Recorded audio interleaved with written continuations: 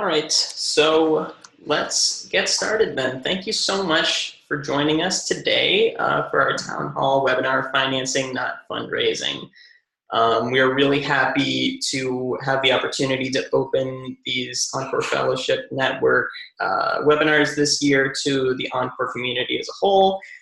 In this webinar, we have the honor of hosting Marcy Straw, who's going to deliver the presentation today. Just a couple of housekeeping things.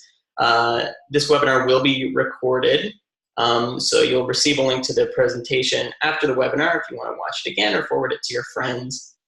If you want to participate in the webinar, there will be time for questions. Put your questions in the chat box in Zoom. And yeah, as I mentioned, our speaker today is Marcy Straw. She's a leader with years of experience heading nonprofit organizations and a former 2017 Encore Fellow who served as Program Director of San Francisco and the East Bay for the Encore Fellowship Network. Currently, she serves as the Executive Director of the California Music Center, producer of the Irving M. Klein International String Competition. Previous nonprofit leadership roles include Executive Director of the UC Student Association and the Bay Area Leadership Foundation and Deputy Director of Pacific Environment. Marcy also led Bay Area arts icon Teatro Zanzani and the Midsummer Mozart Festival. For 6 years, she directed marketing for the California Shakespeare Theater, and prior to that, ODC Dance.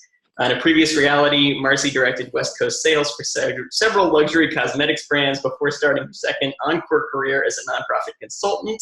Since 1990, Marcy has maintained a consulting practice providing leadership, fundraising, strategy, and marketing to nonprofit organizations and performing artists. Recent clients include the San Francisco Girls Chorus, Playwrights Foundation, and the Eugenie Chan Theater Projects. Marcy holds a BS in business and an MBA from John F. Kennedy University, and she's here to talk to you today. Thanks for joining us, Marcy.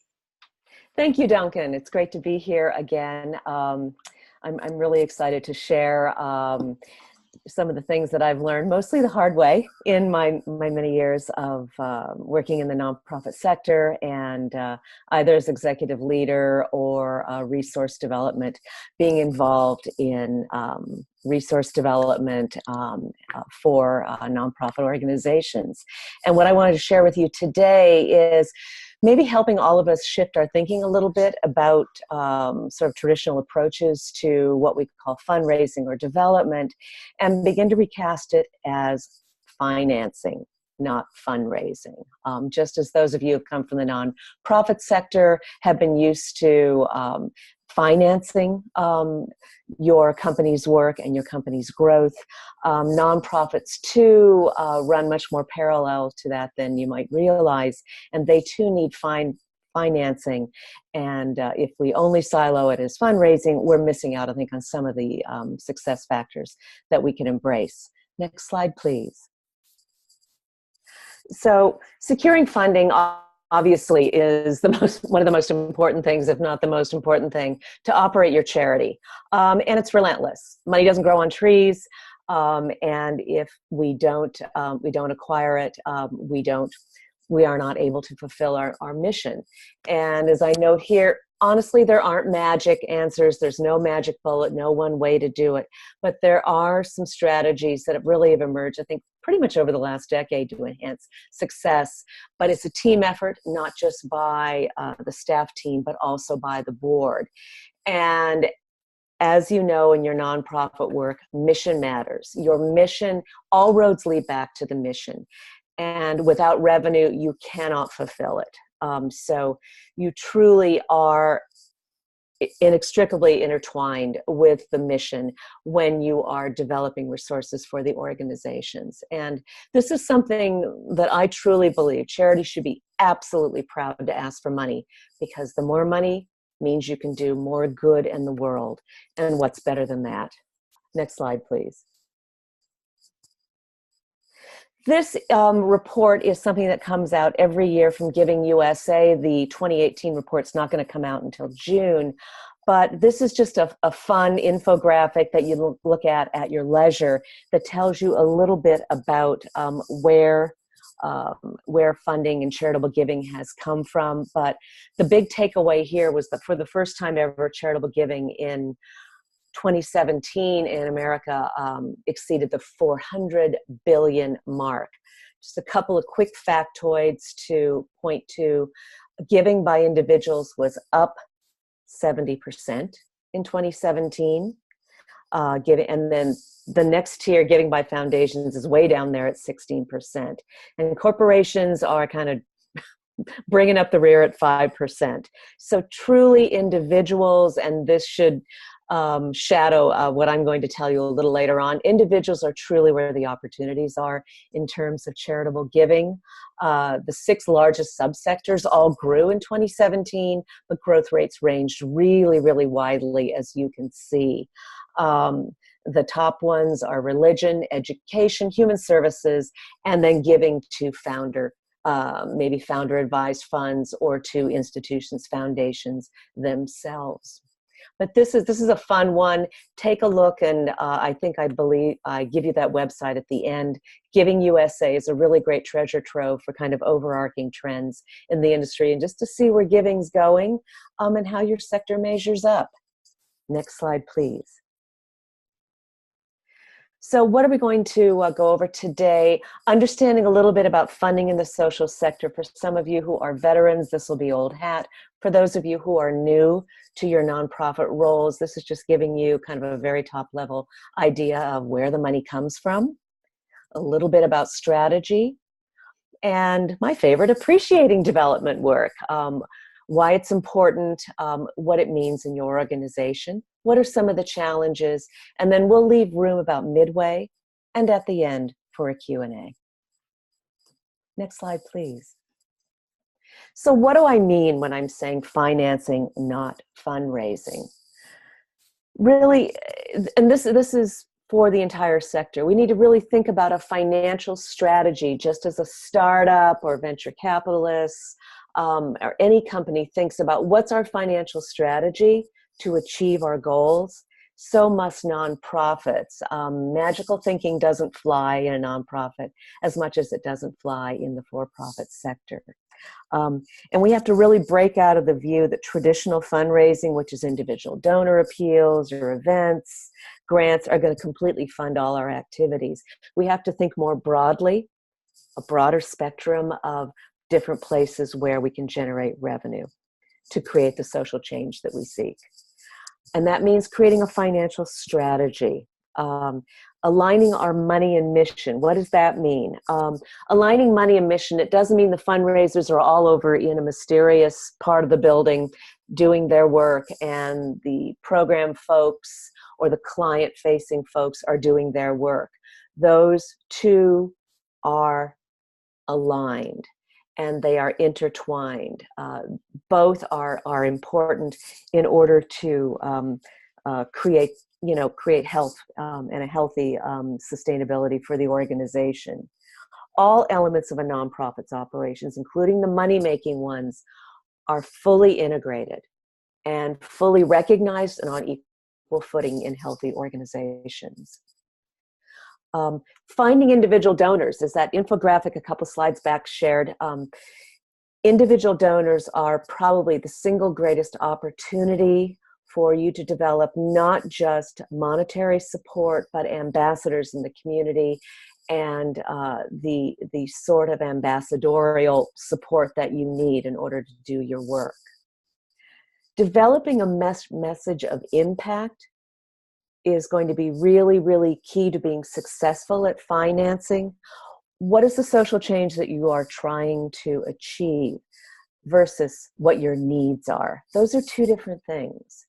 What will acquiring resources for your organization mean and how will it impact the community versus what you need right now? We'll go into that in a little bit more detail later. And then not being shy about raising money to build capacity. The last time I checked, PG&E and your landlord were not necessarily in the business of being charitable donors to your day-to-day expenses. Office Max still charges me the same when I go to buy paper for the copier as they would a for-profit entity. So raising money to build capacity also shouldn't be taboo. I think it is right and appropriate to be upfront that you need capacity.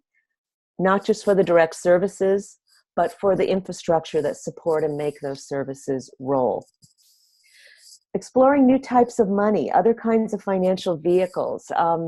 Nonprofits have often shied away from loans and sort of equity funding in order to support their mission.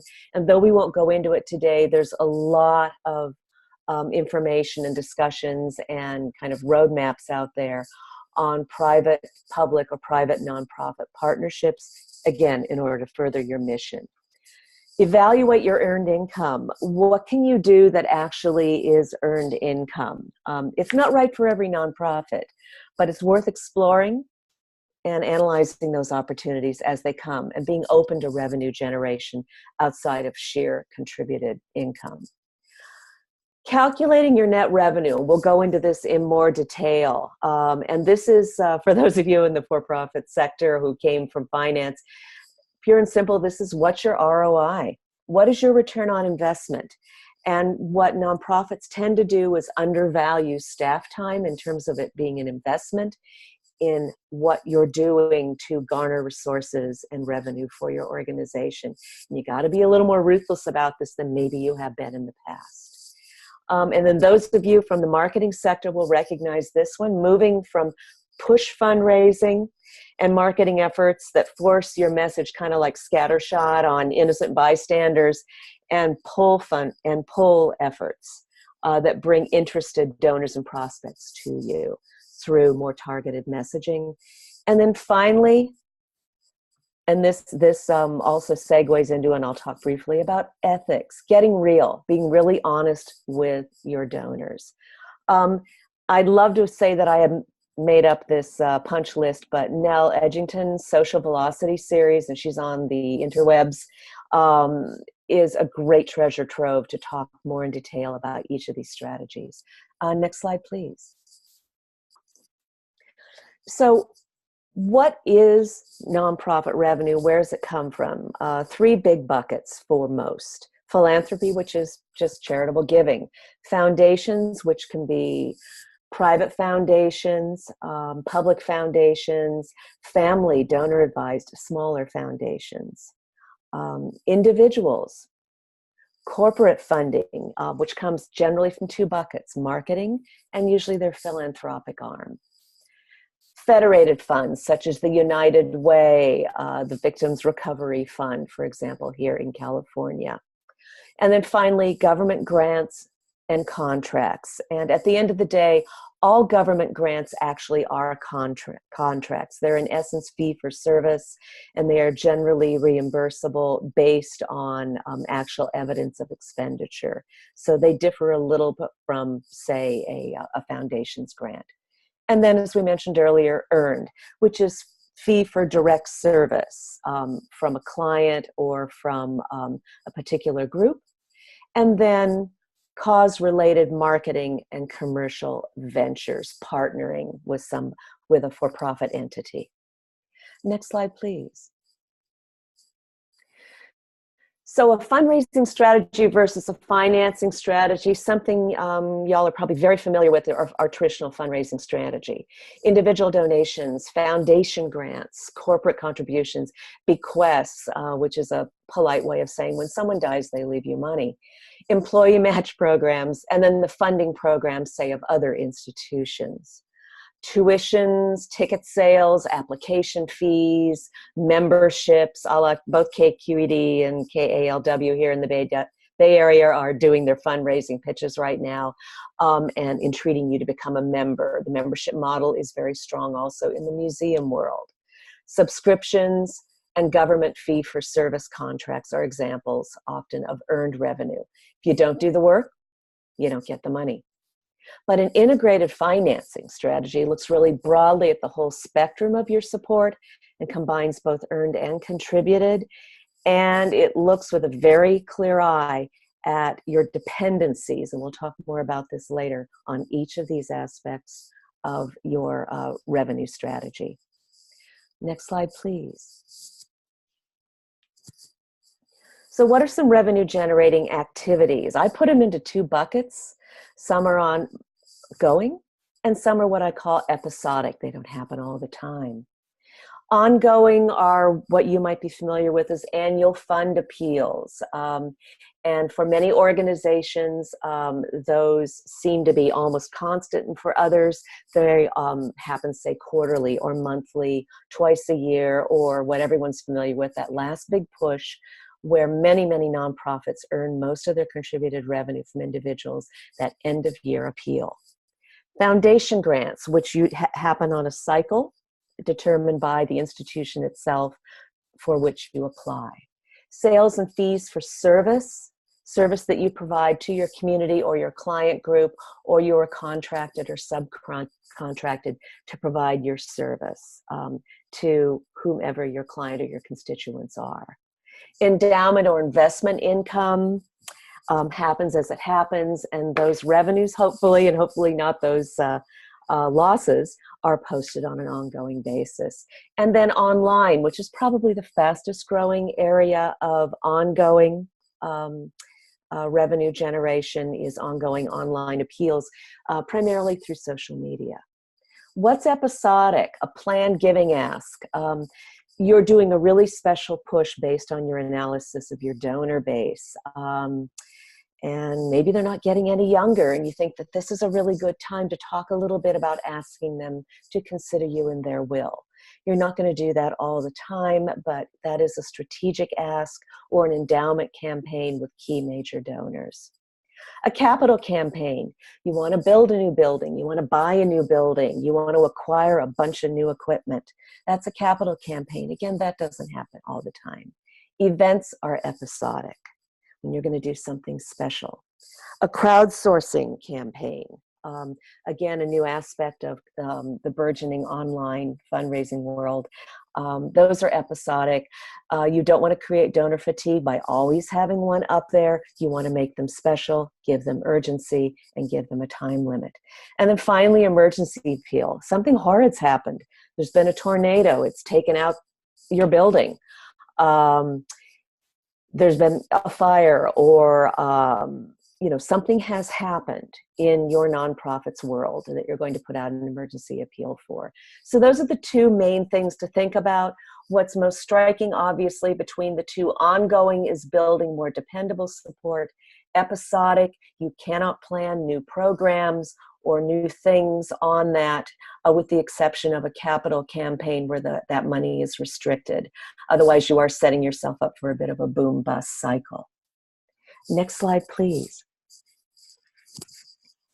So what do I mean when I say moving from push to pull? And probably many of you in the audience could explain this better than I can. But basically, instead of pushing your fundraising efforts out to mass audiences through the classic but kind of starting to wane direct mail campaigns, buying lists, sending it out to people who've never demonstrated any interest in your nonprofit.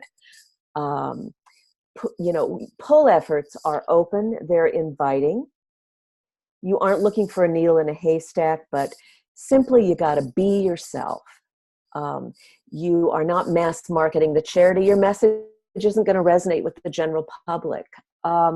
Spending a bunch of money on a billboard in a commute corridor may not have the result you're looking for, and may not have the return on investment you're looking for.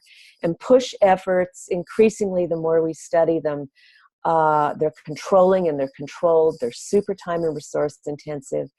And they tend to yield low returns because you are literally picking that needle out of a haystack.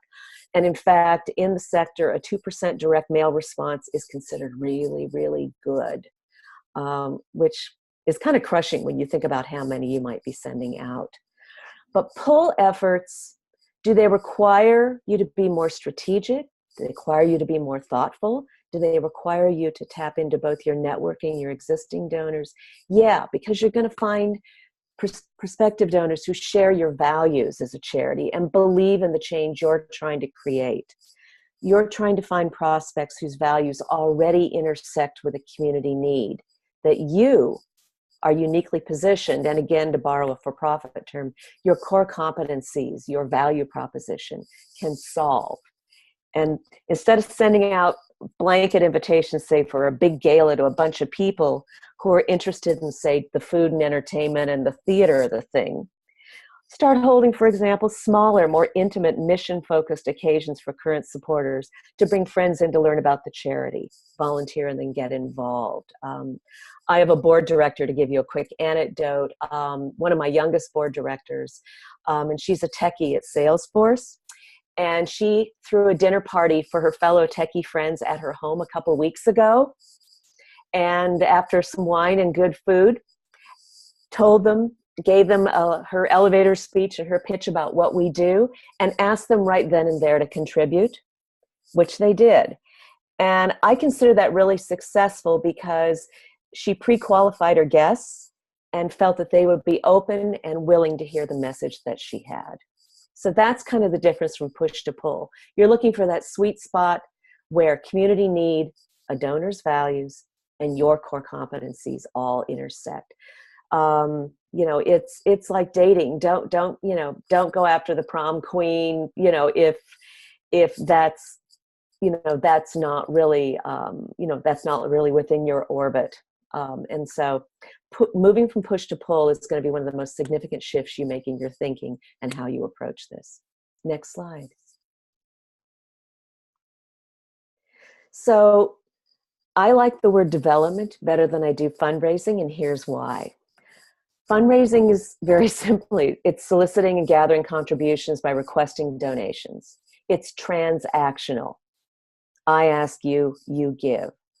But development, on the other hand, implies that you are developing relationships and that at its core, it is relational. Relational.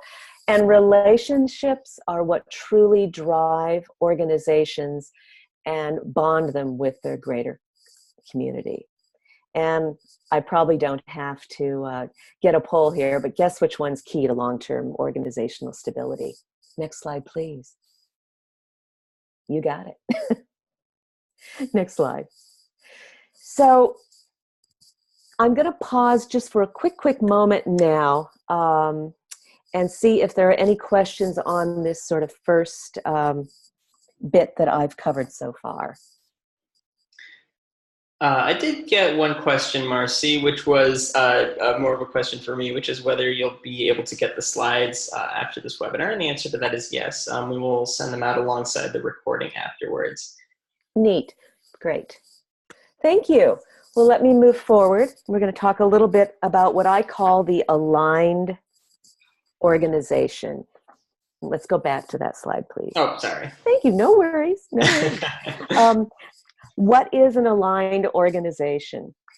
Very simply, this is an organization that values its resource engine, its development, and its financing arm, along with its program work, its core competencies, and both of those serve the mission. And again, there's that beautiful little sweet spot in the middle of this diagram where all of those align.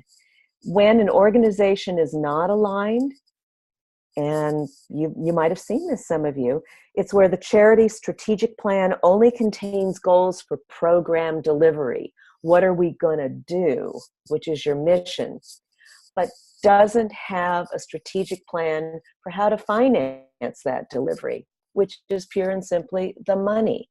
Good strategic planning, good goal setting, these two are yoked together.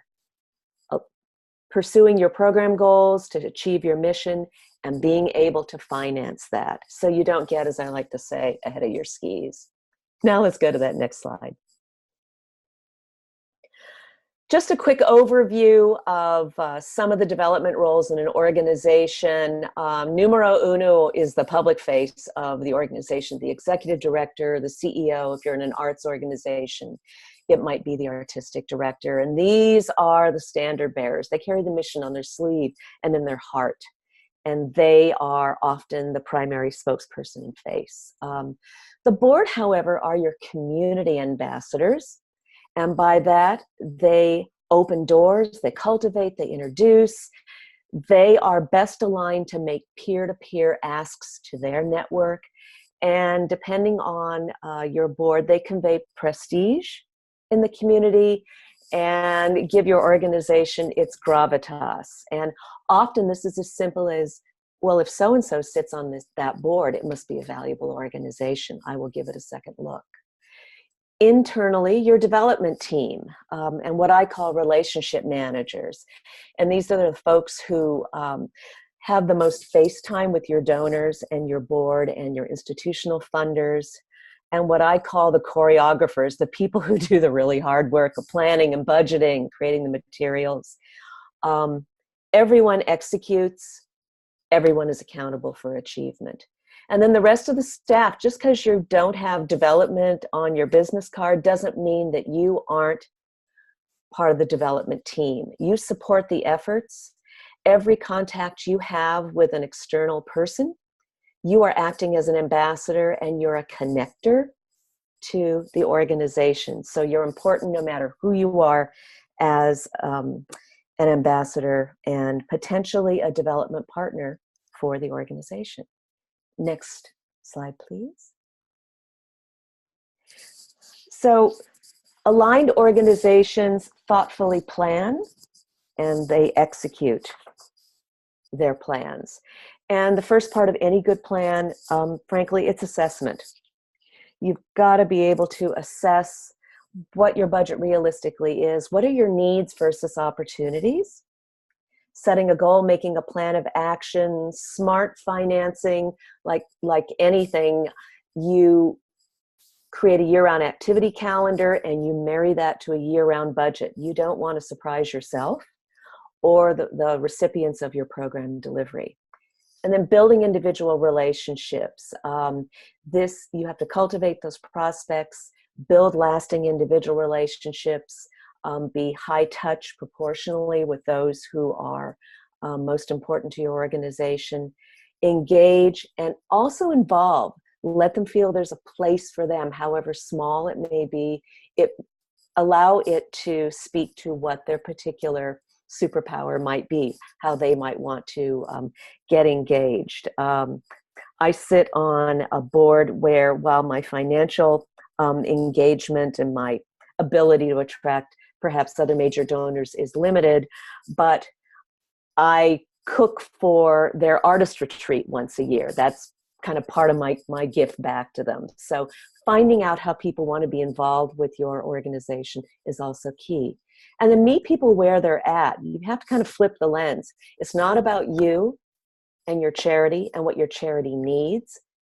You are a matchmaker. You're trying to match their values with what you do. This also requires being realistic when it doesn't align, and it's really okay to say that. And then finally, invest and recognize. It's awesome, you cash the check, but now your work has just begun. Acknowledging, celebrating them, thanking them, engaging them. Next slide, please. Let's talk a little bit, just a quick scan of some of these development positions. These are all titles. These are all the different aspects of financing of the development department. I'm going to draw your attention to one right down here at the very bottom, my favorite, what I call the donor whisperer. And the donor whisperer is someone who isn't necessarily on the donor team, that may have a special relationship with a donor. It could be the receptionist whose greeting has just charmed a particular person and they bond.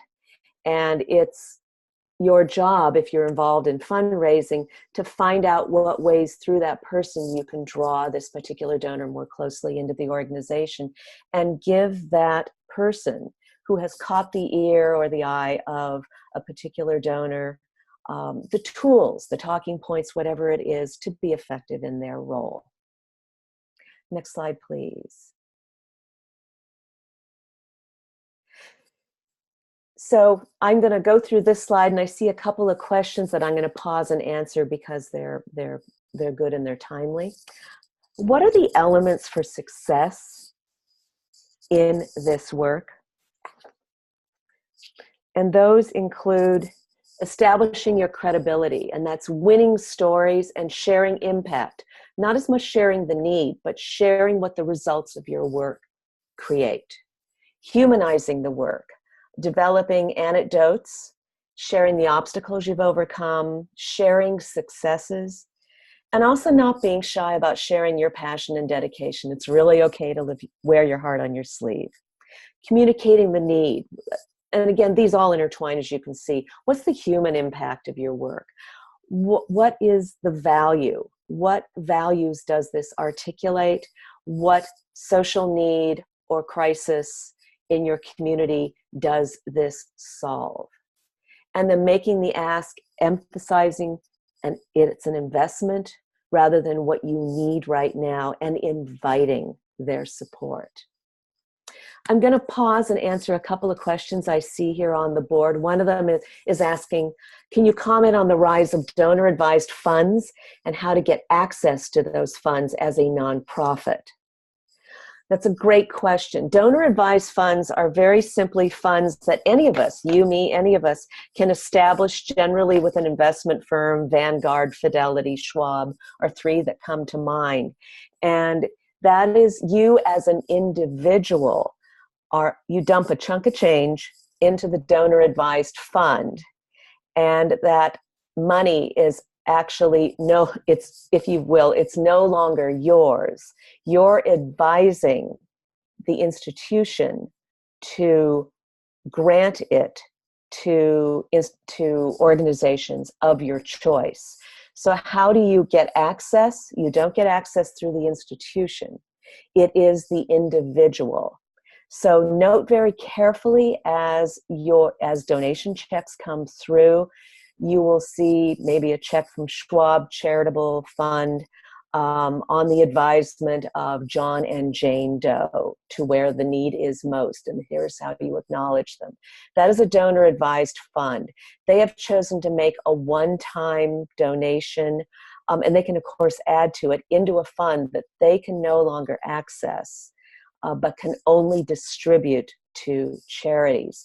So the key to donor-advised funds is donors, is the individuals. The institutions themselves are not, you can't go in that back door, because the donor themselves still controls to whom those funds are distributed. The institution, if you will, is the bank or the gatekeeper. And then a second question was, what has been the impact of the changes in the tax code on individual giving? I think we're going to see more in this next tax cycle. I personally, and maybe some of you, have had some donors say, my tax advisor has advised me to start bundling my individual donations into every other year so that the donation chunk is larger, because I'm not meeting the threshold anymore to make, let's say someone was giving $500 a year. Their advisor might be saying, I want you to give 1,000 every 2 years. So has it impacted predictable cash flow for some organizations? Yes. Long-term, on the bigger picture, I don't think we quite know yet. I think Giving USA is going to be a good resource. Chronicle of Philanthropy online is another good place to read about what some of those tax impacts are. I think at the very tippy top, it may not affect the very, very wealthy major donors, but I think for Mr. and Mrs. Middle America, it may be impactful on the charities that have depended on their smaller donations that those taxpayers used to be able to deduct. So let's go to the next slide. So we want to shift a little bit and talk about, as I mentioned earlier, getting the message right. There are two ways that we develop resources for our organizations. And a lot of this is just really all about, as I said, flipping the lens. A messaging focus on help us make our $10,000 goal, and you hear this online with public radio. It has a short-term effect, but if you're really talking about asking folks to invest, you're talking about community change. Never apologize for raising funds. Never apologize for raising money for resources to fulfill your mission. You're presenting an opportunity for them to match their values with your work. And rather than being reactive, which is okay in emergency situations, you're strategic. You're looking ahead. Here's how we can continue to solve these needs. And the one I think is most important is the ask item. Just asking for books for an after-school program is an end to itself. What you really want to message is you are providing an opportunity to get kids on a path towards a brighter future and improve literacy. It's a broader goal, and it aligns with someone's values. They aren't just about books. They're about seeing childhood literacy increase. And no one should ever feel compelled to give because you need it. They should feel compelled to give because you're doing something that changes a problem that they care about. Next slide. Development pyramid. This is from a philosophy and actually a whole strategy, a trademark strategy called moves management. I'm not a formal proponent, but I like their graphics. And very simply, this sort of shows you how your constituents start to develop with you as you ideally are deepening your relationship with them. Down there at the bottom of your pyramid, that's everybody. Everybody, whoever signed up in an event, whoever came to an event, who ever was a friend of a friend, who decided to sign up for your mailing list. And moves management theory basically says the goal is to move people from one level to another. Pretty self-explanatory. You want to take those initial donors, those $25 folks, and move them into more loyal and renewed and upgraded donors. And that means segmenting your donor pool and asking them to increase their gift. And then who gives typically just high-end annual gifts? Who are major donors? Who are major donors who have earmarked a significant portion of their discretionary income or their wealth to you? And then finally, at the tippy top, who has not only done that, but has planned to endow your organization with a gift after they have passed away. So moves management is really, it's constant filtering and analysis, analyzing each of these folks as they come in through the first rung, or some of them will come in a little bit higher. But where can I take them? Where do they live? Are they stuck at one particular level? Has your analysis or your conversations with them determined that? What kind of effort do I expend on them? And where do I put the majority of my effort? And obviously, moves management is really about individual donors. Next slide. This is a funny little grid that sort of shows you, it's a little chart that kind of shows you how do you balance risk or your cost with return, and how do you balance that with your dependency. Over here on the left, going from not costing a whole bunch to do something all the way up to costing a lot for a particular financing activity. And over there on your right, it's your dependency quotient. And as you can see, this relates back to that pyramid we just looked at. Planned giving, it takes often just a one-time effort and continued stewardship, but it's a relatively low cost for a high payoff or a high dependency. So if you look at these two opposing arrows, you can see what has high cost and low dependency and a lot of volatility or direct marketing and special events. And as you start to get into annual givers, sponsorship, grants, major gifts, and planned giving, they represent more of your revenue stream and have relatively lower costs to execute. So like any good business, consider your efficiency, what's your return on your investment in your fundraising efforts. But this isn't the only way of measuring good fundraising effectiveness. Let's go to the next slide to see the other piece of the equation. Return on investment It's a big picture. You totally need to have enough money to fund programs. And if you're spending 9 cents on every dollar, 90 cents on every dollar to raise the money, your fundraising net's not going to be so great. There needs to be a responsible balance of risk and reward. I worked with an organization once that had gotten really lazy about individual donors and grant writing because they had two endowments. They had two endowments that one was 3 years and it was going to be gone, and the other was 4 years and the payouts were going to be gone. And they didn't plan. They didn't gather their acorns for the winter. So that you have to balance risk and reward of where do you put your efforts for long-term sustainability. Being really clear-eyed and being really realistic and kind of hard-eyed about these two things will help your fundraising program be much more healthy. What do I mean by fundraising net? It's pretty easy to calculate. Let's say you spent $1 million. Let's say you raised $1 million, but you spent $200,000 on your staff and other expenses to raise that money. You're going to net $800,000.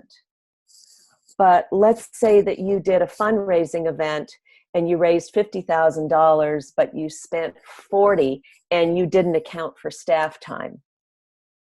You're probably upside down. Could that staff time have been better spent in other individual or other kind of cultivation activities? So that's kind of what I mean by these formulas. And I can talk more about that or send some materials to get into the fundraising net and the dependency quotient. But that cost of fundraising is really, really important. Let's go to the next slide.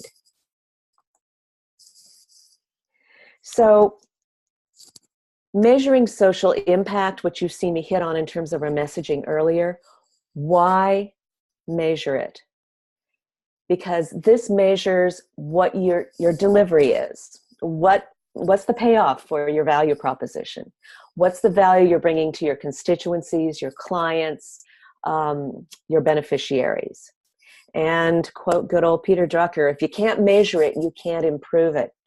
How do you know what better looks like? And this also brings me to something that's really come to the forefront in kind of frankly since the recession, when a lot of major institutional funders recast their strategic plans and got really engaged in, and they still are, metrics. Being accountable to funders. You can't just take the money and say things went really well. You have to be able to measure your impact, how many people served, scope of your work broadened, for example. And this has become increasingly important at that particular level. Let's go to the next slide.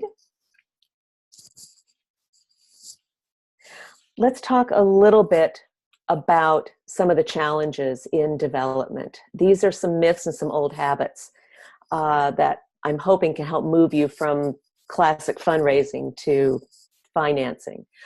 You've often heard it said, oh, fundraising is a necessary evil. I hate to ask for money. Oh, God, and you'll hear that from board members a lot. That dollars somehow spent on fundraising are dollars that are diverted from your mission. And that's a belief that responsible organizations spend as little as possible on fundraising. Within reason, spending money responsibly on fundraising efforts is delivering the mission. You can't go out and deliver homeless services or feed the hungry or, put on a theater season without the funds to finance it. Fundraising is not an evil. Fundraising is necessary. It's part of your mission. The other challenge that we often face is what's called the overhead myth, not acknowledging the realities of what it actually costs to run the organization and the infrastructure, and being shy or coy about overhead, about salaries, about benefits, about paying the rent, gas to get from point A to point B. This is the stuff it costs to fulfill your mission. And if you're responsible and you have good internal controls, it's really okay to talk about this is the gas that fuels your mission engine. And then finally, and this is really prevalent in the sector, viewing your work through the lens of what I call a culture of scarcity. Always making do with less can honestly lead to program promises running well ahead of the funding, getting excited about doing stuff that it's like, oh, we just committed to do this, this, and this, but there's not really a financing plan in place and the resources to execute them well. That can be a bad self-fulfilling prophecy. Of course, none of us have ever seen that happen, but that is something to take a look at. What do you need to do your work? If you're asking for someone to do sophisticated data crunching and you're giving them a 12-year-old laptop to do it on, you're not honoring the work and the results that you need, for example. So let's then segue into the next slide, which this leads me to the ethics of financing.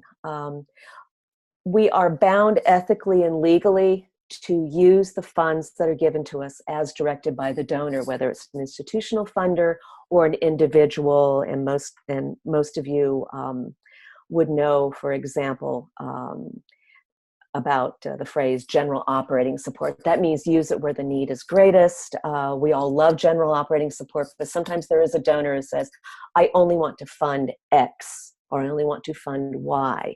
You are ethically and legally bound to only expend and restrict those funds for that purpose. If someone gives you money for education, you cannot use that money for the rent, for example.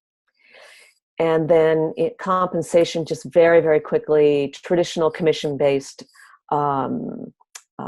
sales models are considered unethical in the nonprofit sector. And then finally, I think getting real is a good ethical practice. Be honest with your donors and funders. Let them know where the money goes. Do not tell them they can do the same program with less money. Unless you're Wonder Woman, that's not going to happen. Don't tell them that you can start a new program that doesn't fit with your mission or strategy. This is what's called mission creep. If someone offers you money to do something that's outside your scope or your mission, it's very tempting to take that money. But that, frankly, is diversionary and can get you off track. Don't tell donors and funders you can grow without more staff or other resources. And one of the things to be honest with really your board is 100% of your board does need to be committed to your charity. If they're not, you need to move them into advisory or less visible or accountable roles. 100% of your board must be committed to your charity. They have to set the example for their peers and other donors. So I see a couple of questions that I'm going to keep until the end, so I'm going to close now. And just to summarize, I feel strongly, and I think it's shared by many people in the sector, that we need to stop fundraising and start financing for social impact. And that needs to be our messaging. We have to break out of the narrow view that traditional quote-unquote fundraising will completely fund all our activities. And instead, we have to work to create a broader, more holistic, and personal approach to securing overall financing necessary to create the social change that we seek. And then I will add also, we also have to be very clear-eyed about where we put our scarce resources and our energies. There's only so many hours in a day, so that we are effective in our roles. So just want to tap onto a couple of slides here. We'll go quickly through these. I've gathered some resources for you, joining the conversation, a couple of blogs and online resources. Learning More, Social Velocity by Nell Edgington. I've stolen everything I know from her. Grassroots consultants, Klein and Roth, are amazing. And they really speak to the small or micro organization strategy. They talk about really on the ground grassroots, small organization fundraising. This is a great talk by Dan Paletta, TED Talk, The Way We Think About Charity is Dead Wrong. You owe yourself the 10 minutes to see that. Next slide, please. And then even more resources, Compass Point, Network for Good, And there's a great guide to a bunch of free webinars, Nonprofit Hub. GuideStar has a lot of guidance, and GuideStar is where all of your organizations are online for potential donors to see. BoardSource and BridgeSpan and BoardMatch are all great resources for development as well as just overall nonprofit guidance. So next slide. I want to thank all of you so much for your attention. And I see a couple of questions that I'm going to address. And then if we have any time in our last 9 minutes, I will be happy to answer them. And I'm happy to do any follow-up with anyone who has something that's more one-on-one. I have a question. Can I speak a bit more about raising money for building capacity when you are a smaller organization still leveraging a working board? Man, good question. Been there, done that. Yeah. Leveraging a working board, part of that is frankly helping your board move from being an operational hands-on board into a governance and a fundraising or a development board. And that's encouraging them to begin to shift their view from what can I personally, with my two hands, do for my organization, or what can I get done through others, through my network. And this is time for you to help those folks develop what I call their origin story, which is just answering a few simple questions and then sharing that story with their network with your help, which is what got me excited about the organization, and not worry about what the organization does as much as what's the impact of the organization and why I care about it. And if you can help them develop those talking points, and if you can help them begin to think about house parties, start really small, house parties, bringing a client or a constituent, telling testimonials and stories in a setting that everybody feels safe in, you can start to shift them a little bit away from that. Talk about your growth. Talk about the fact that this is a growing organization and this is kind of a ground floor opportunity. I hope that's helpful. I have another question. Why has direct marketing traditionally been the de facto way for nonprofits to go, given the resource drain and low return? Because it's easy and you don't have to talk to people. It's easy. You find a graphic designer, you design something pretty, you write a compelling letter, you put a return envelope in it, you send it out to a bunch of people and you wait. It's completely passive. Direct mail, I think, in the hands of smart development folks is just one part of a multi-pronged campaign. It's also part of social media, online asks and messaging. It's also part of phone calls. It's also part of advice visits or donor visits. It's targeted, because direct mail, I mean, I go to my P.O. box and half of the stuff I get goes right into the recycling bin. That's how effective direct mail is. If it's something that I have had another touch on, someone else has touched me from that organization a different way, it might, and I emphasize might, slow me down. But honestly, because it's been easy, because the US mail until the advent of the internet was really the most obvious way to do fundraising. So any other questions from folks here?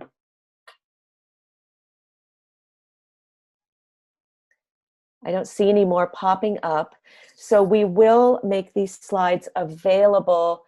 And I'm trying to remember if I had a further follow-up resources list that I could send folks.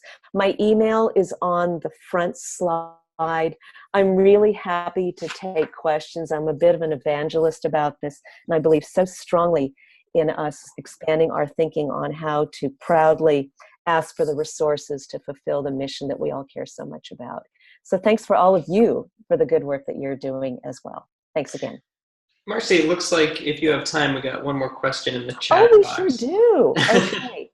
Faith-based fundraising. I'll be honest, I'm not as familiar with that as I am with other kinds of fundraising.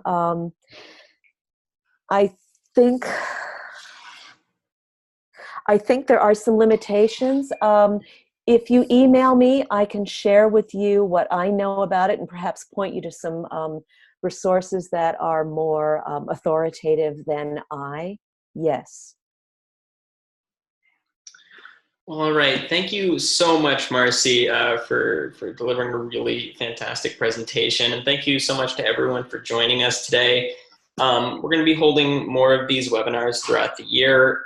If you heard about this through social media or forward, you can go to encore.org and hit sign up to sign up for the Encore Fellowship's newsletter, where we will make sure that you know about each of these webinars.